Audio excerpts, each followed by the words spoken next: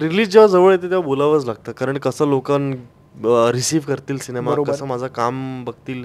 मी माझ्या इनोसंटवरनं निघणारा विनोद जो आहे, इनोसन्सवरनं निघणारा विनोद आहे, हा खूप कमी वेळा एक्सप्लोर केला आहे. धनीला जसं मुंबईत माहिती नाही कुठे जायचं किंवा कोणी ओळखीचं नाही, तसं सेम माझंही होतं. मला काहीच शहरच नवीन होतं आणि पण त्याच्या रायटिंगमध्ये एक कमर्शियलपणा पण आहे, एक वेगळ्या प्रकारचा विनोद पण आहे आणि एक थ्रिल पण आहे.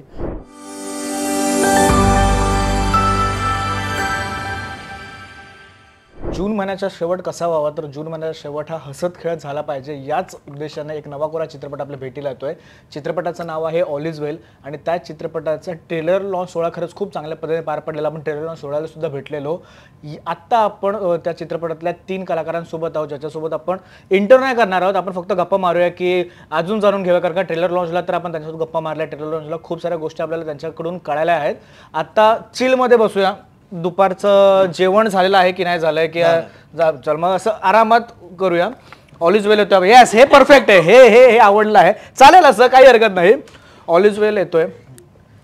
ऑल इज वेल मुवमेंट काय आहे, काय नाही, हे खूप जणांनी विचारलं असेल. मला त्याचं नाहीच विचारायचं. मला फक्त हे विचारायचं की ऑल इज वेल बोलायची वेळ जेव्हा येते ना, त्याच्या आधीचा जो कांड असतो तसं झालंय का काय, की आत्ता वाटतं भाई साहेब ऑल इज वेल आता काहीतरी बोललं पाहिजे.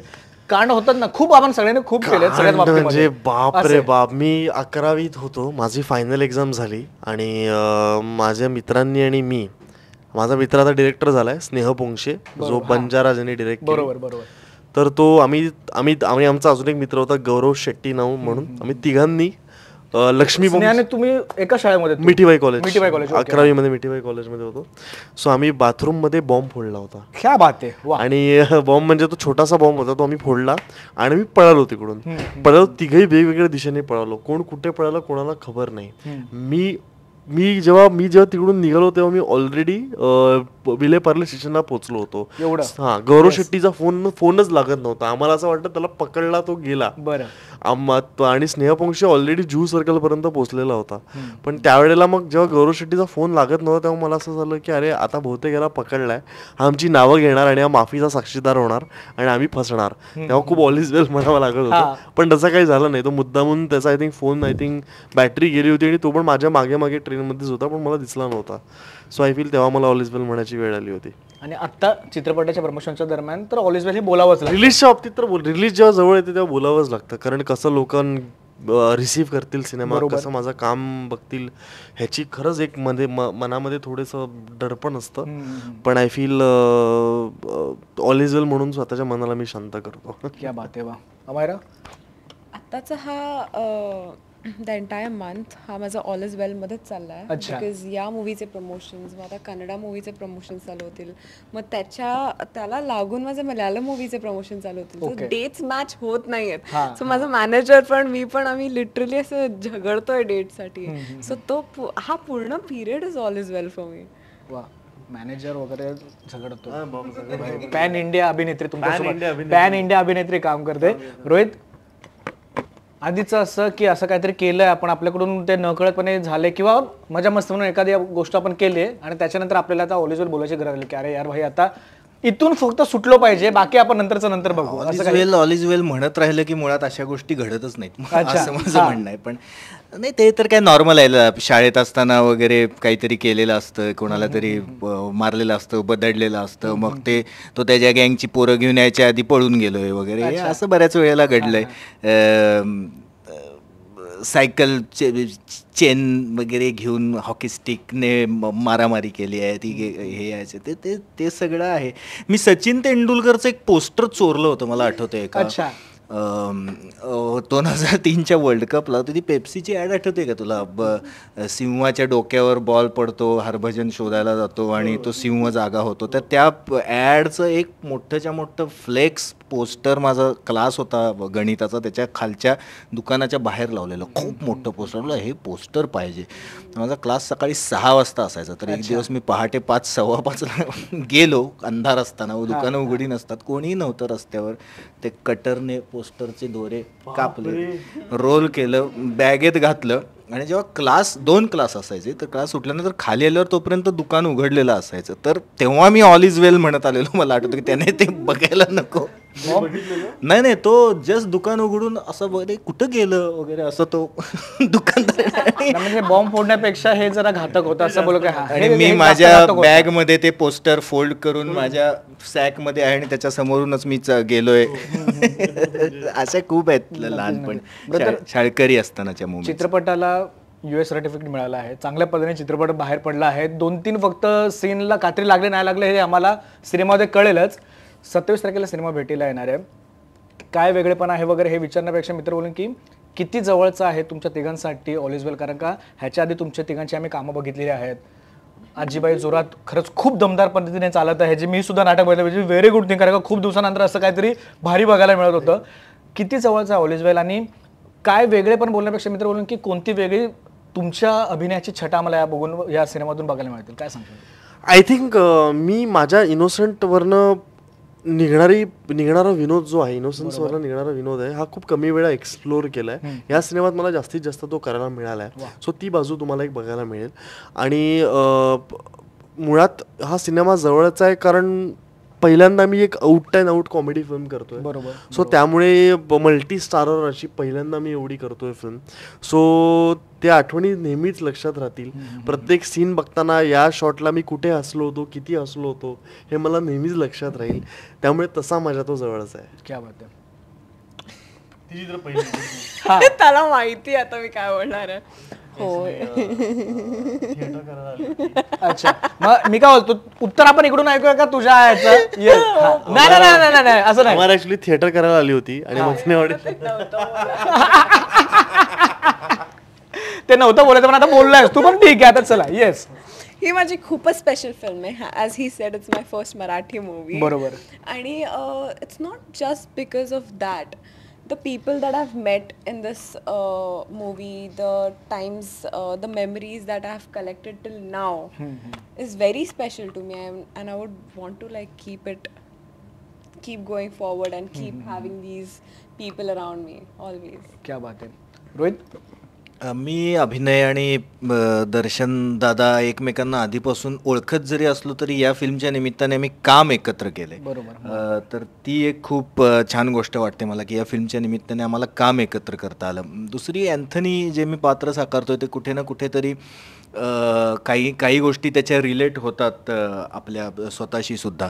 जसं अँथनी आहे हा गोव्यातून मुंबईत आलाय या फिल्म इंडस्ट्रीमध्ये काहीतरी करून दाखवायला किंवा 4 कामं मिळवायला. जसं मी कोल्हापुरातून मुंबईत आलो तेव्हा अँथनीला जसं मुंबईत माहिती नाही कुठे जायचं किंवा कोणी ओळखीचं नाही, तसं सेम माझंही होतं. मला काहीच शहरच नवीन होतं आणि कोणाचीही ओळख नव्हती. तर काही गोष्टी रिलेट होणाऱ्या सुद्धा आहेत यामध्ये. आणि या सगळ्या ओळखीच्या मित्रांबरोबर पहिल्यांदा काम करायची संधी मिळाली, त्यामुळे स्पेशल आहे फिल्म. मला ना याच सिनेमाच्या संदर्भात त्याच्या संहितेबद्दल मला प्रश्न विचारायला आवडेल तुम्हाला, की जेव्हा कोणत्याही सिनेमाची, फक्त ऑल इज वेलचीच नाही, कोणत्याही सिनेमाची, कोणत्या वेबसिरीजची किंवा नाटकाची जेव्हा स्क्रिप्ट आपल्या हातामध्ये येते तेव्हा कलाकाराला थोडाफार अंदाज हा आलेला असतो की याचं पुढे कशा पद्धतीने रूपांतर होऊ शकतं किंवा याच्यासोबत काय घडू शकतं. कधी कधी तो विचार पुढे जाऊन चुकतो सुद्धा किंवा तो बरोबर सुद्धा बसतो. ऑल इज वेल सारख्या संहितेचं एक स्क्रिप्ट तुमच्या हातामध्ये येतं. ती स्क्रिप्ट रीड करताना किंवा जेव्हा तुमचं रीडिंग होतं तेव्हा तुमच्या डोक्यामध्ये पहिला असा थॉट कोणता होता स्क्रिप्टला घेऊन की भाई कुछ तो अलग आहे किंवा थोडंफार काय होईना पण आपल्याला या स्क्रिप्टवर ऑन रोल येऊन आपल्याला काम करायचंच आहे? काय सांग. एक तर प्रिसाईज लिहिलं होतं मुळात सगळं, कारण प्रियदर्शन जाधव आणि आमचे दिग्दर्शक योगेश जाधव यांनी बराच काळ घालवला होता त्या स्क्रिप्टवर. पहिल्यांदा जेव्हा दर्शन दादाकडे स्क्रिप्ट आली तेव्हा थोडी वेगळी होती. तर दर्शन दादा म्हटला थोडी एक वेगळ्या पर्स्पेक्टिव्हने याच्याकडे बघू. तर मग ही फिल्म आत्ता जशी झाली आहे तशी डेव्हलप होत गेली, कॅरेक्टर्स डेव्हलप होत गेले वेगवेगळे. आणि मी तर म्हणेन की लिखित संहितेचा हा खूप मोठा हातभार असतो. म्हणजे मी म्हणतो की 80% काम तिथेच होऊन जातं. ते जर प्रिसाईज असेल तर नटाच्या हातात जितक्या शक्य आहे त्याला करणं, या गोष्टी आहेत त्या तो करतच असतो. प्रत्येक ॲक्टर हा मन लावून काम करत असतो. पण संहिता जर प्रिसाईज असेल आणि त्यात जर दम असेल तर खूपच गोष्टी सोप्या होऊन जातात, जसं ऑल इज वेलच्या स्क्रिप्टच्या बाबतीत सुद्धा आहे. नक्कीच. कारण आम्हाला पहिल्यांदा कळालेलं की जेव्हा ऑल इज वेल आपला चित्रपट येत आहे तेव्हा मला सोशल मीडियावर तुमचे पोस्टर झालेले, त्याच्यानंतर आमच्याकडे प्रेस रिलीज सुद्धा आले. त्या प्रेस रिलीजमध्ये लेखक प्रियदर्शन जाधव असं नाव होतं, कारण का प्रियदर्शन दादाला आम्ही ह्याच्या आधी फक्त अभिनेता म्हणून बघितलं होतं. त्याच्यासोबत ट्रेलरला मी गप्पा मारल्या तर त्याच्याबद्दलची एक गोष्ट मला कळाली की तो जेवढा अभिनय उत्तम करतो त्यापेक्षा जास्त चांगल्या पद्धतीने तो स्क्रिप्ट सुद्धा लिहू शकतो. त्याच्याकडे खूप सारे असे विचार आहेत डोक्यामध्ये.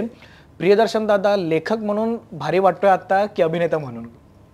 मला वाटतंय अजून एक तुम्ही विसरलात, तो दिग्दर्शक सुद्धा आहे. त्यामुळे म्हणजे आता तो जे करू शकतो ते 3 गोष्टी तो लिखाण करू शकतो. तर त्याने लिहिलेल्या फिल्ममध्ये मी काम करतोय. तो अभिनय करू शकतो, तर या फिल्ममध्ये तो आमचा को ॲक्टर पण आहे माझ्याबरोबर. तो दिग्दर्शकही आहे. त्याने डिरेक्ट केलेल्या कीर काटाकीर फिल्ममध्ये मी काम केलं आहे. आत्ता त्याने दिग्दर्शित केलेलं जे नाटक आहे ज्याची त्याची लव्ह स्टोरी, तर त्यामध्ये मी काम करतोय. तर मला वाटतं प्रत्येक ठिकाणी आणि प्रत्येक डिपार्टमेंटमध्ये वेगळा प्रियदर्शन जाधव मला बघायला मिळाला. म्हणजे ॲज अ को ॲक्टर तो खूप वेगळा आहे. दिग्दर्शन तो ज्या वेळेला करत असतो तेव्हा तो अभिनय आणि लेखन ह्या 2 बाजू पूर्णपणे बाजूला ठेवून तो फक्त दिग्दर्शन करतो. तो लिखाणाच्या वेळेला फक्त लिखाण करतो. तर मला वाटतं हे त्या वेळेला ते झोन ओपन ठेवून त्या फोकस करून काम करणं ही खूप मोठी क्वालिटी दर्शन दादामध्ये आहे. नक्कीच. मॅडम, सिनेमातल्या स्क्रिप्ट बद्दलचा असा कोणता ट्रिगर पॉईंट जो तुला वाटला की भले छोटा रोल असतो किंवा मोठा रोल असतो त्याच्या आपल्या घेण्यात नाही, पण आपल्याला स्क्रिप्टवर काम करायचं आणि मला ऑन रोल यायचं आहे. पहिला सिनेमा जरी असला तरी स्क्रिप्ट चॉईस करणं सुद्धा खूप मोठी एक कस असतो कलाकारासाठी. त्याबद्दल मी जेव्हा ऑडिशन दिली होती तेव्हा मला एवढंच माहिती होतं की 6 कॅरेक्टर्स असतील, मल्टीकास्ट मूवी आहे, एवढंच माहिती होतं. ऑडिशन दिली, आय गॉट सिलेक्टेड. त्याच्यानंतर मला स्क्रिप्ट नाही माहिती, मला माझ्या कॅरेक्टरचं नाव नाही माहिती, मला काहीच नाही माहिती. I just got on board. I just had that faith in God and in the team की मला चांगला रोल देतील, चांगली स्क्रिप्ट असेल आणि चांगलं वर्कआउट होईल ते. नक्कीच. मला तुलाच विचारायला आवडेल की रोहितला जो प्रश्न विचारला की संहिता, सिनेमाच्या स्क्रिप्टची संहिता, कोणत्याही स्क्रिप्टमधली असणारी संहिता आणि प्रियदर्शन दादाचं लेखक म्हणून काम, काय सांगशील या दोघी गोष्टींबद्दल?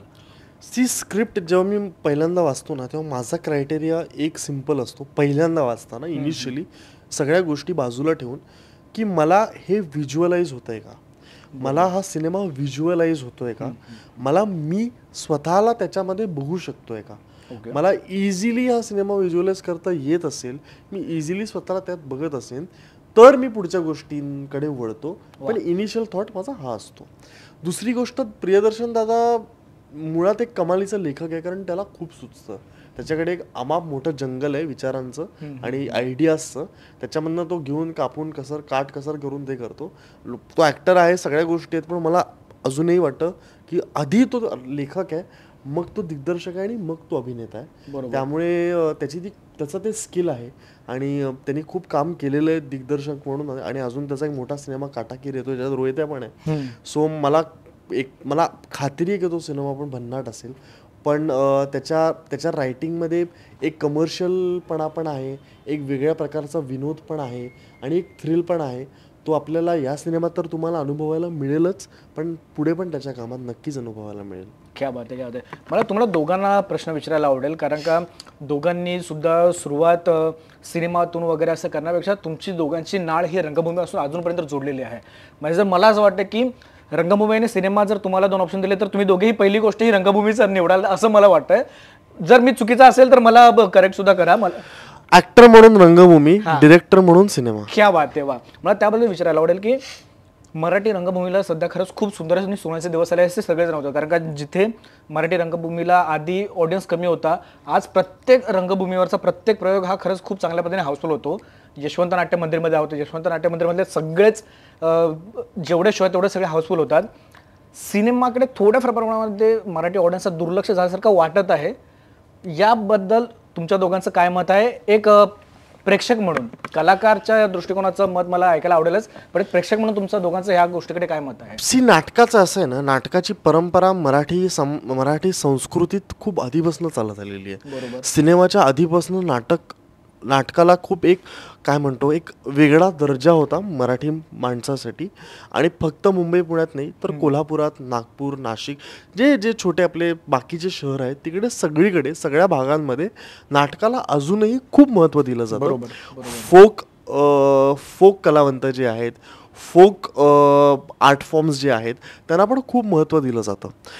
असं म्हणत नाही आहे की सिनेमाकडे लोकांचं झालं एक आय थिंक फेज आणि सायकल असते ती. बरोबर. एक फेज येऊन गेली जिथे वेड, वाळवी, बाई पण भारी देवा हे तिन्ही जवळपास 80 करोड टच करून आलेले सिनेमे आहेत. हे तिन्ही एकत्र झाले होते. डगमग आणि चढा उतार हे आय थिंक प्रत्येक फिल्म इंडस्ट्रीला बघावं लागतं, हॉलिवूडला पण बघावं लागतं, ते आपल्याला पण बघावं लागतं. सो तो वेळेचा भाग आहे. आणि पण हां, एक महत्त्वाची गोष्ट आहे की नक्कीच मराठी लोक, मराठी माणसं ही नाटकाला जास्त लॉयल आहेत सिनेमापेक्षा. हे आहेच, ती लॉयल्टी त्यांची ती आहे आणि ती असली पाहिजे, ती असायलाच हवी. ही सेम संस्कृती तुम्ही UK मध्ये गेलात तर ब्रिटिश लोकांमध्ये पण आहे. ते रोज नाटकं बघतात, त्यांच्या नाटकाचे प्रयोग रोज होतात. रोज लोक 10,000 तिकीट काढून तिथं नाटकं बघायला जातात. सो ही संस्कृती तिकडे सुद्धा आहे. सो त्यामुळे मला असं वाटतं कुठेतरी मराठी ॲक्टर जो असतो तो देशातल्या प्रत्येक इंडस्ट्रीपेक्षा काही पावलांनी 2 पावलं पुढे असतो. कारण सुरुवात रंगभूमीपासून करावी लागते, सुरुवात तुम्हाला त्या तालमीपासून करावी लागते आणि ती तालीम तुम्हाला घडवते, ती तालीम तुम्हाला तयार करते. आणि केवढं आयरॉनिक आहे तुम्ही बघा की मराठी जेवढे पण नाटकामधली कलावंत आहेत खूप कमी लोक आहेत जी ॲक्च्युली थिएटर स्कूलमधनं शिकून आलेली आहेत. बाकी सगळे कॉलेजच्या एकांकिकामधनं शिकलेली आहेत, एक्सपिरियन्समधनंच घडलेली लोक आहेत. प्रॉपर थिएटरचं शिक्षण खूप कमी लोकांनी घेतलं आहे. जे इतके मोठे मोठे नट आहेत त्यांनी सगळ्यांनी कॉलेजच्या एकांकिकापासून चालू केलेलं आहे, एक्सपिरियन्सपासून चालू केलेलं आहे. सो हे खूप नवल आहे. हा जो इंटर कॉलेजिएटचा जो माहोल आहे त्यांनी मराठी रंगभूमीला आणि मराठी सिनेमाला खूप लोक दिलेली आहेत, खूप मोठे सुपरस्टार दिलेले आहेत. सो ती त्याची खासियत आहे आणि ते आपण टिकवून ठेवणं गरजेचं आहे. सिनेमा आपण जेव्हा म्हणतो तर मला प्रॉब्लेम सिनेमाचा आत्ता मला खूप असं वाटतो की अजून निर्मात्यांची आपल्याला गरज आहे. फायनान्सर नाही म्हणत आहे मी, फायनान्सर आपल्याकडे आहेत. निर्माते, प्रोड्युसर जे सिनेमा रन करतात यांची जास्तीत जास्त गरज आता मराठी सिनेसृष्टीला आहे. टॅलेंट खूप आहेत, खूप उत्तम दर्जाचे दिग्दर्शक आहेत, खूप उत्तम दर्जाचे लेखक आहेत, नटमंडळी तर उत्तम आहेतच. त्याचबरोबर सिनेमा बनवणारे, सिनेमा तरंगत ठेवणारे निर्मात्यांची जास्तीत जास्त मराठी सिनेसृष्टीला आता गरज आहे. ते जर आपल्याकडे आलं तर रंगभूमी आणि सिनेसृष्टी हे हातात हात घालून पुढे जातील ह्याची मला खात्री आहे. क्या बात आहे, किती सुंदर उत्तर आहे. रोहित, तुझं काय मत आहे? तुम्ही म्हणालात किती सुंदर उत्तर आहे. त्याने इतक्या डिटेलमध्ये आणि इतक्या छान पद्धतीने सगळे एक्सप्लेन करून सांगितलं नाटकाबाबतीत आणि चित्रपटाबाबतीत. मला नाही वाटत ह्याच्यावर मी काहीतरी बोलावं किंवा माझं मत व्यक्त करावं. त्यानं जे काही बोलला ते अप टू द मार्क आहे आणि मी अगदी सहमत आहे त्याच्या मताशी. नक्कीच. ऑल इज वेल आपल्या भेटीला येतोय 27 जुलैला, म्हणजे 27 जूनला सिनेमा भेटीला येणार आहे. शेवट तुम्ही गोड करणार आहात आपल्या सिनेमामधून. मी जसं बोललो की गोड सुरुवात आणि शेवट कशा असावे तर बाबा रिलॅक्स पाहिजे आम्हाला. ना सुरुवात आठवड्याची सुरुवात असं स्ट्रेसमध्ये, ना आठवड्याचा शेवट हा स्ट्रेसमध्ये पाहिजे. तसाच तुमचा सिनेमा येतोय, किती धमाल असणार आहे सिनेमामध्ये हे विचारण्यापेक्षा मित्र बोलून की सिनेमा बघून बाहेर आल्यानंतर प्रेक्षकांच्या डोक्यामध्ये काय असणार आहे? काय आता एवढे लोचे, लफडे, टेन्शन्स, प्रेशर्स कुणाला नाही आहेत. प्रत्येक माणूस कशातून तरी जातोय, प्रत्येकाला काही ना काहीतरी प्रॉब्लेम्स आहेत आणि प्रत्येकजण त्यातून कुठेतरी एक रिलीफ शोधत असतो. आणि रिलीफ पॉईंट मला वाटतंय आपल्या महाराष्ट्रात नाही भारतातच म्हणेन चित्रपट या गोष्टीकडे एक रिलीफ पॉईंट म्हणून कायम बघितलं जातं. आणि त्यातून विनोदी चित्रपट असेल तर तो अगदीच स्ट्रेस बस्टर म्हणून अनेक जण तो ऑप्शन निवडतात. तर कौटुंबिक विनोदी चित्रपट हा बऱ्याच कालावधीनंतर आपल्या प्रेक्षकांच्या भेटीला येतो. म्हणजे तुम्ही पूर्ण फॅमिली बरोबर जाऊन all is well he film enjoy करू शकता. 2 तास निखळ मनोरंजनाची हमी देणारा हा चित्रपट आहे. म्हणजे प्रेक्षक काय घेऊन येतील, तू म्हणालास की प्रेक्षक काही काळापुरतं स्वतःचे सगळे टेन्शन्स आणि प्रेशर्स थोडाफार काळ का होईना हे विसरतील, याची गॅरंटी. क्या बात आहे. नाही, कारण का जसं तू बोललास ना की खूप दिवसानंतर कौटुंबिक कॉमेडी जॉनरचा सिनेमा आपल्याला बघायला मिळाला आहे. असाच सिनेमा आम्हाला बघायला मिळतील अशी खात्रीसुद्धा आहे आणि अपेक्षासुद्धा आहे. तोपर्यंत धन्यवाद लेट्स अप सोबत गप्पा मारल्याबद्दल आणि तुमच्या तिघांसोबत तुमच्या संपूर्ण मल्टी स्टार टीमला all the very best. Thank you so much. Social मीडियाच्या भाऊ गर्दीत विश्वासार्हतेने चकाकणारे नाव म्हणजे लेट्स अप मराठी. नाही, सगळ्या नागरिकांना ती स्पीच ती right लेट्सअप वरील मुलाखती म्हणजे विचारांचा खजिना. त्यानंतरच्या निवडणुकीमध्ये मला सोडून गेले. बातम्या केवळ वस्तुस्थिती सांगणाऱ्या, न प्रोपगंडा, फक्त जनतेचा अजेंडा. क्योंकि आने वाला कल जाने वाला है, जाने वाला कल आने वाला है. राजकारण, मनोरंजन असो की क्रीडा क्षेत्र, महाराष्ट्राची स्पंदने संवेदनशीलतेने टिपणारे माध्यम म्हणजे लेट्सअप मराठी. जगासोबत एक पाऊल पुढे राहण्यासाठी लेट्सअपचे ॲप, सोशल मीडिया आणि वेबसाईट सोबत कनेक्टेड रहा.